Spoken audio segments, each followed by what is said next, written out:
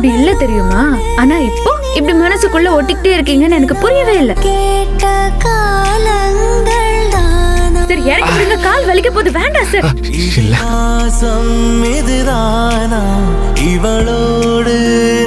காயப்பட்ட என் காலையே சரியாக்கி நிக்க வச்சிருக்கான்னா நம்மளோட கம்பெனி அதே மாதிரி தூக்கி நிப்பாட்டுவா டாடி, என் பொண்டாட்டி. 3 முடிச்சு நாளை இரவு 8:30 மணிக்கு உங்கள் சன் டிவியில்.